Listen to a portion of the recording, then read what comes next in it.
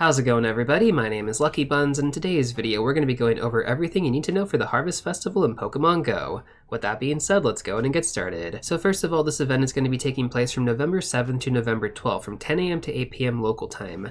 The bonuses are going to be as follows. We're going to get 2 times catch candy during this event, and the best way to take advantage of this bonus would be to use pineapple berries on the most valuable Pokemon featured, which we will cover later on in the video. Now we're also going to have increased shiny odds for Pumpkaboo, which I'm probably going to guess is going to be about 1 out of 128, similar to Zorua during the last event. I do also understand that there's kind of some skepticism going on here in terms of how boosted these shiny odds actually are. But guys, it's RNG at the end of the day. Like, honestly, my RNG was pretty bad during the last event. I got a few shinies, but given how much I was actually playing and how many Pokemon I actually caught and checked, honestly, that rate felt a bit low, to be honest. But at the end of the day, it's just RNG. Like, some people are going to get a bunch of shinies, and some people are going to go like 2 to 3 times over odds without even getting anything. Anyways, moving on, for the final bonus during this event, we're going to have Mossy Lure modules attracting Alolan Executor, Snorlax, Pumpkaboo, and Smoliv. Now, Pumpkaboo from Mossy Lures will also have a higher chance of being double extra large, which is pretty cool if you guys are actually trying to collect those. I would have to imagine this is probably going to be one of the featured Pokemon during showcases, which we are going to have during this event as well. For those unfamiliar, you can actually get some really good items in game from actually placing really high in these, like 1st or 2nd place. You can get items like incubators, lucky eggs, star pieces, incense, and lure modules as well. So it's really important you guys hold on to your double extra large variants for the best chance at actually winning these showcases. My predictions for the showcases that we're going to have featured, probably going to be Smoliv and Pumpkaboo. Now, you've heard me mention Smoliv like twice now, right? Well, we're actually going to get the debut of Shiny Smoliv during this event, which can be found from the Wild, Field Research, and from Mossy Lure modules. It's also going to have a Spotlight Hour featured towards the end of this event, which we're going to talk about later on. Following that, let's go over the Wild Encounter. So we're going to have Oddish, Execute, Hoppip, Sunkern, Miltank, Zigzagoon, Bunnelby, Pumpkaboo in all different sizes, and then finally Smoliv. And then when it comes down to the Rare Encounter for this event, we're going to have the double extra large Pumpkaboo, which honestly for some players after the Halloween event, you probably have a lot of these, so not really that big of an incentive to actually hunt down, but again, like, it could be really useful for showcases. And then from Field Research, we're going to have only 2 Pokemon featured. That's going to be Pumpkaboo in all different sizes along with Smoliv. We're also going to have a collection challenge, which is going to reward you some Stardust along with some Smoliv encounters, or maybe just a Smoliv encounter. It wasn't specified. Now additionally, on top of that, we're going to have a timed research available for $2. This is going to reward you with 2 Mossy Lure modules, 1 incense, 1 lucky egg, and then some Smoliv encounters. This probably isn't going to be worth it for most players out there, but you are saving about 200 Pokecoins based on the shop value alone for these premium items, so kind of keep that in mind if you're actually considering this. Alright, let's talk about the legendary and mega raids that are going to be available during this event. So first of all, let's start off with the legendary Pokemon, which is going to be Lugia, available from November 4th all the way until November 18th. So this Pokemon doesn't really have any raid relevance, but it does actually have some pretty good PvP relevance in the Open Master League. Although, to be fair, it was actually a lot better before the Season 20 nerfs to Flying-type Pokemon, but I'm pretty confident it's going to make its way back into the meta at some point. Now, during this rotation, though, Lugia is also going to have access to its signature moveset, Aeroblast, which, combined with the fact that it can be shiny, this is probably the best time to actually raid for this if you don't already have a good one. I do want to remind you guys, for the Open Master League, you typically want to go for the best IVs possible, so something like a 98% IV with 15 attack, or the Hundo is ideal. Anything less than that, and it's probably not worth it. Now, depending on when you guys are actually watching this video, we're also going to have 2 Lugia raid hours available, one before the event and then one actually right after the event. These are going to be taking place on November 6th and November 13th, respectively, at 6 PM local time. Now, for those of you guys who are unfamiliar with raid hours, most gyms are going to have Lugia appearing, and the raids are going to also reset after about 30 minutes, which means you can basically hit the same gyms again at the half-hour mark, which is pretty convenient if you only have a few gyms around you. I would also strongly recommend checking out Campfire for any local meetups before this event.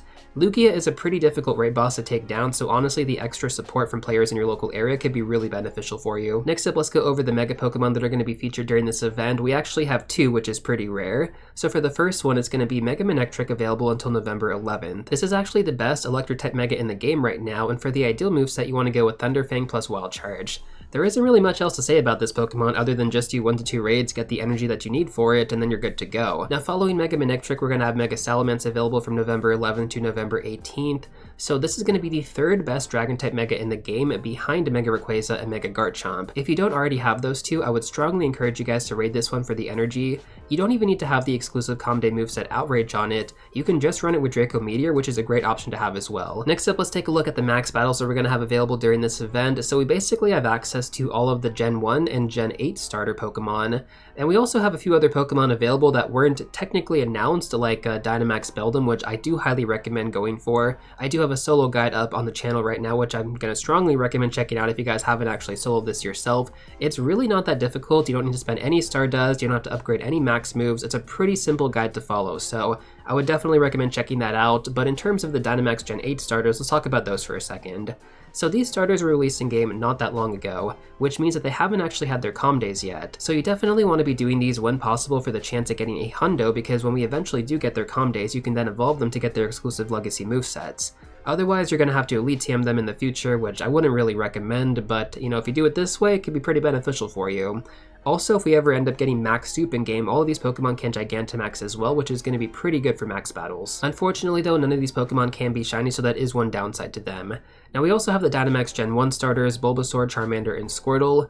Now regardless of actually having their Comm Day exclusive movesets, you should still be doing these to stockpile candy, and at least evolve some of them so that you have proper counters to use against the Gigantamax 6-star max battles. So in terms of relevance here, I would strongly recommend focusing on Beldum as your #1 Pokemon, because that is going to be a really important tanky Pokemon to have for the future Gigantamax battles. But if you can't actually beat a Dynamax Beldum by yourself just yet, then I strongly recommend focusing on the Gen 1 starters and the Gen 8 starters. Next up, let's talk about Mankey Community, which is going to be taking place on Sunday, November 10th from 2 to 5 p.m. local time. The special bonus during this event is going to be 3x catch experience, and it's going to be more of a PvP focused Pokemon with no raid relevance. Now during this event, if you actually evolve your Mankey all the way up to Annihilate, it's going to get access to an exclusive moveset called Rage Fist, which is expected to make Annihilate a lot more meta relevant even after the recent nerfs to counter in Season 20.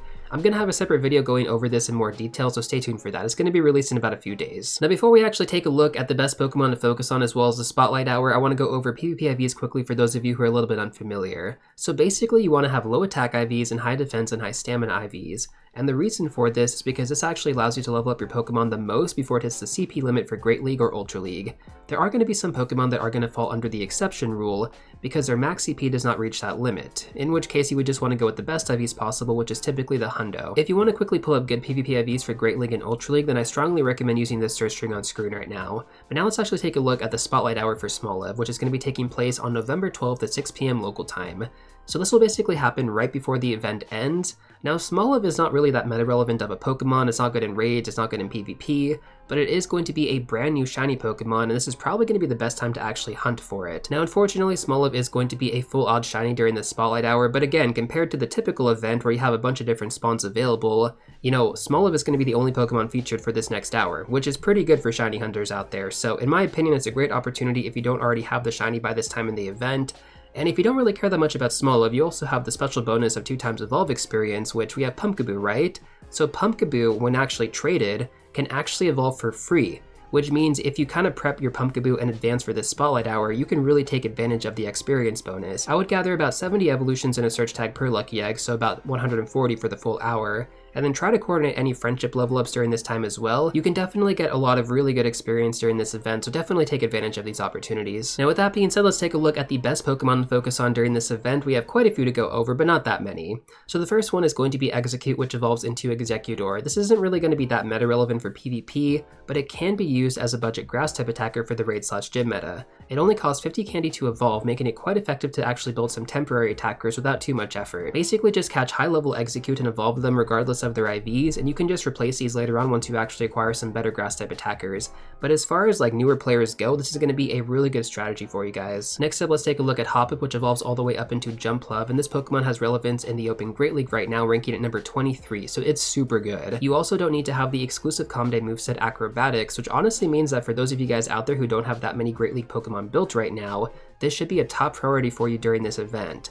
The ideal moveset you want to be running is going to be Fairy Wind plus Aerial Ace and Energy Ball. The next Pokemon worth focusing on is going to be Miltank, which has relevance in the Open Great League right now at rank 54. Pretty good Pokemon right here. It also has a really cool shiny. It's like a blue Miltank. I really love that shiny. Bunnelby is going to be up next, which evolves into Diggersby, which has relevance in the Open Great League at rank 7 right now. So it's honestly a top priority Pokemon that I would also focus on as well, in addition to Jumpluff. Now I do want to warn you guys though, this is going to be a level 50 build, so it's going to be quite resource intensive. I would mainly just focus on getting a good IV spread during this event, and farm as much extra large candy as possible, but honestly don't feel obligated to actually build this one right now. If you can and you have the resources, by all means go for it, but otherwise, you know, just focus on getting a good IV spread, get the extra large candy if you can, and then just kind of keep it for when you actually want to run it. Now we also have Pumpkaboo, which is going to be shiny boosted during this event. I would probably say about 1 out of 128 like I mentioned earlier. It's also going to benefit from a free trade evolution like I mentioned as well, so I would strongly recommend mirror trading these with a friend, and if you want to actually focus on the evolve experience during the spotlight hour at the end of this event,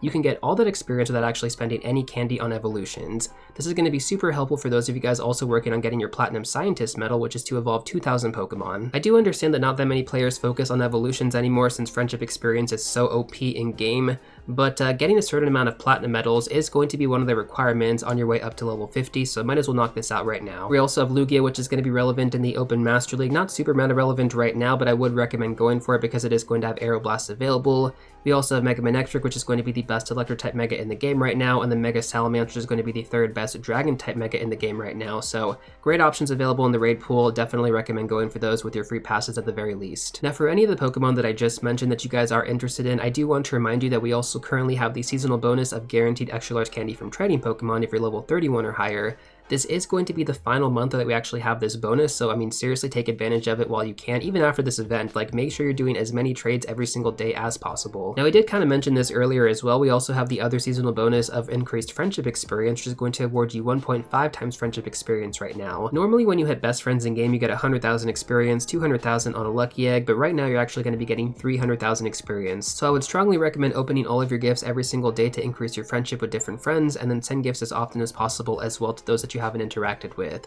Once you're actually out of gifts, your buddy Pokemon is going to bring you back 5 gifts. This usually happens about every 7 to 8 hours, so you can actually get up to 15 gifts a day for free without even leaving your house. And then one more tip I want to recommend for opening gifts is going to be to hit the X button super quickly to skip the animation. This saves so much time when you're going through your daily 30, guys, so strongly recommend doing that.